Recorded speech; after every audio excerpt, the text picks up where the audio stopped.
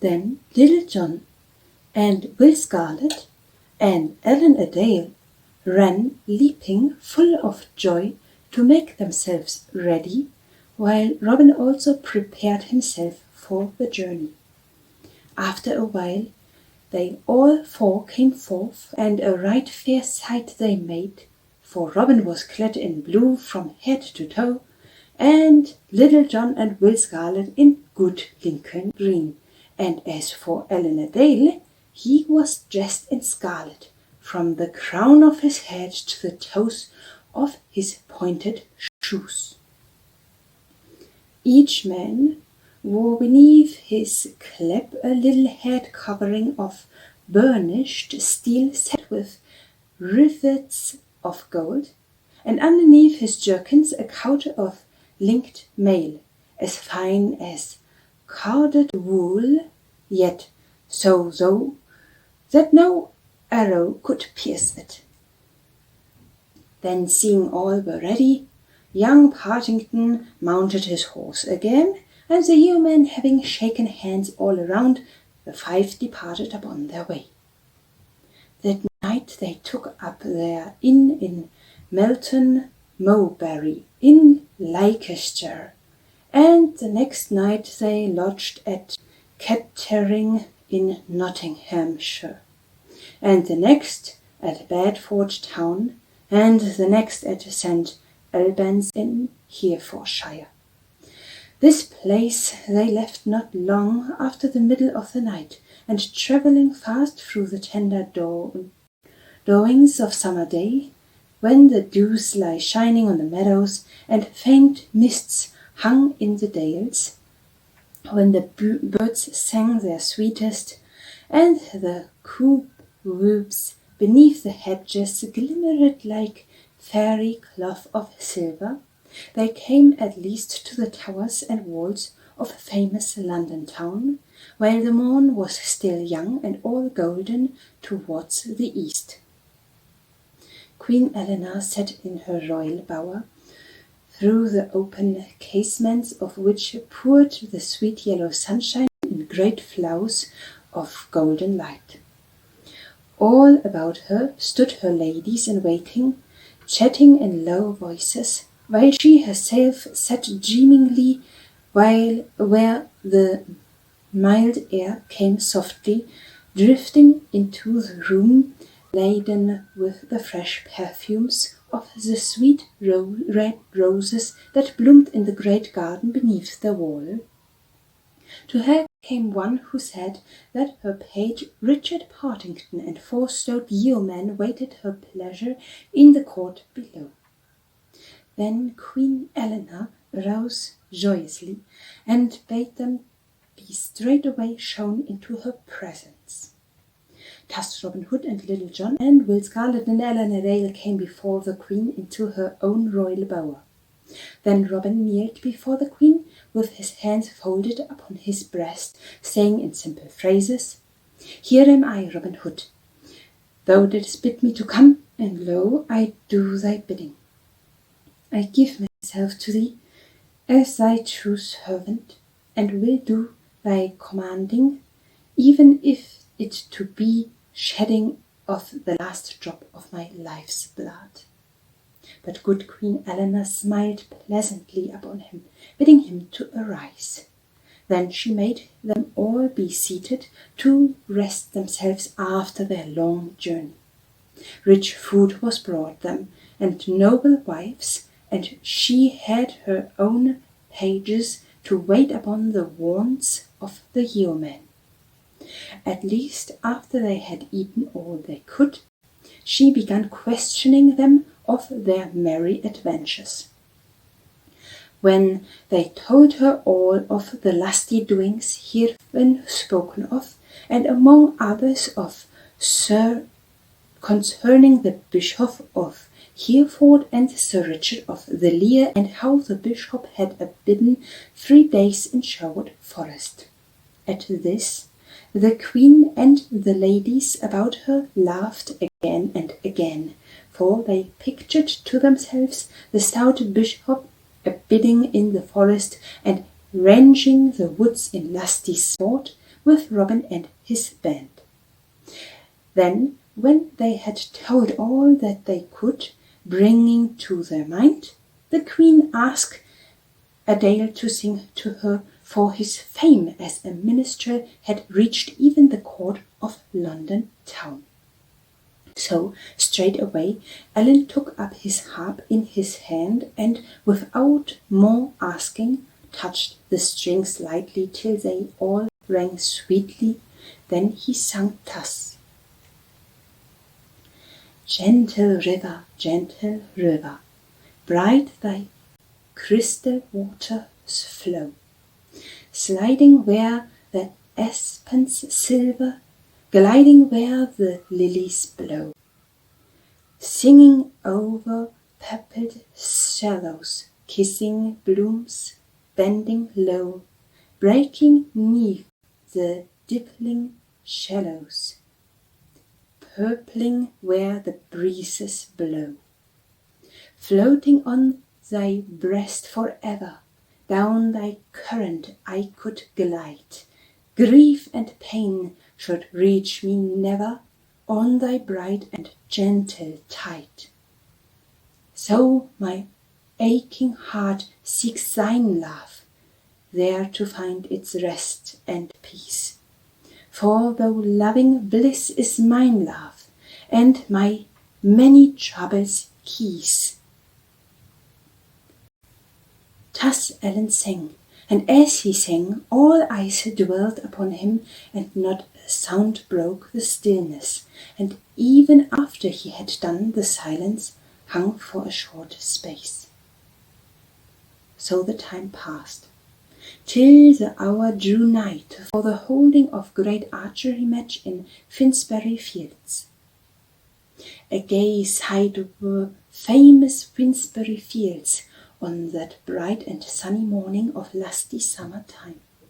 Along the end of the meadow stood the booths for the different bands of archers, for the king's yeomen were divided into companies of 80 men, and each company had a captain over it. So on the bright greenswards stood 10 booths of stripped canvas, a booth for each band of the royal archers, and at the peak of each fluttered a flag in the mellow air, and the flag was the colour that belonged to the captain of each band. From the centre booth hung the yellow flag of Tempus, the famous bow-bearer of the king. Next to it, on one hand, was the blue flag of Gilbert of the White Hand, and on the other the blood-red pennant of stout young Clifton of Buckinghamshire. The 7 other archers' captains were also men of great renown. Among them were Egbert of Kent and William of Southampton, but those first named was most famous of all.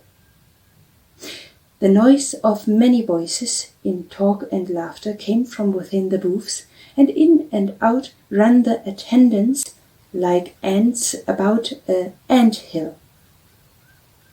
Some bore ale and beer, and some bundles of bowstrings or sheaves of arrows. On each side of the archery range were rows upon rows of seats reaching high aloft, and in the centre of the north side was a raised dais for king and queen, shaded by canvas of grey colours, and hung about the streaming silken pennants of red and blue and green and white. As yet the king and the queen had not come, but all the other benches were full of people, rising head above high aloft till it made the eyes dizzy to look upon them. Each 80 yard distance from the mark from which the archers were to shoot, and stood 10 fair targets, each target marked by a flag of the colour belonging to the band that was to shoot thereat. So all was ready for the coming of the queen and king. At last, a great blast of budgel sounded, and into the meadow came riding 6 trumpeters with silver trumpets, from which hung silver bandits heavy with rich workings of silk and golden thread. Behind these came stout King Henry upon a dapple-grey stallion, with his queen beside him upon a milk-white palfrey. On either side of them walked the yeomen of the guard, the bright sunlight flashing from the polished blades of the steel halberds they carried. Behind these came the court in a great crowd, so that presently all the lawn was alive with bright colours, with silk and velvet, with wavering plumes and gleaming gold, with flashing jewels and sword hilts, a gallant sight on this bright summer day. Then all the people arose and shouted, so that their voices sounded like the storm upon the Cornish coast, when the dark waves run upon the shore, and leap and break, surging amid the rocks. So amid the roaring and surging of the people, and the waving of scarfs and kerchiefs, the king and queen came to their place, and getting down from their horses, mounted the broad stairs that led to the raised platform, and there they took their seats on 2 thrones bedecked with purple silks and cloths of silver and gold. When all was quiet, and a budgel sounded, and straightway the archers came marching in order from their tents. 40 yards they were in all, as stalwart a band of yeomen as could be found in all the wide world. So they came in orderly fashion, and stood in front of the dais where King Henry and his queen sat. King Henry looked up and down their ranks, right proudly, for his heart warmed within him at the sight of such gallant band of yeomen. Then he bade his herald Sir Hugh de Mowbray stand forth and proclaim the rules governing the game. So Sir Hugh stepped to the edge of the platform and spoke in a loud, clear voice, and thus he said, that each man should shoot 7 arrows at the target that belonged to his band, and of the 80 yeomen of each band, the 3 that shot the best should be chosen. These 3 should shoot 3 arrows apiece, and the one that shot the best should again be chosen. Then each of these should again shoot 3 arrows apiece, and that one that shot the best should have the first prize. The one that shot the next best should have the second, and the one that shot the next best should have the third prize. Each of the other should have 80 silver pennies for the shooting.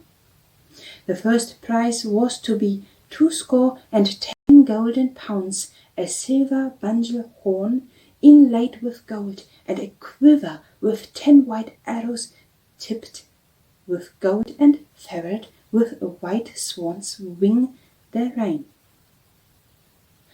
The second prize was to be 50 of the fattest bucks that run on Dalen Lear, to be shot when the yeomen that won them choose. The third prize was to be 2 turns of golden Rhenish wine. So Sir Hugh spoke, and when he had all done, all the archers waved their bows aloft and shouted. Then each band turned and marched in order back to its place.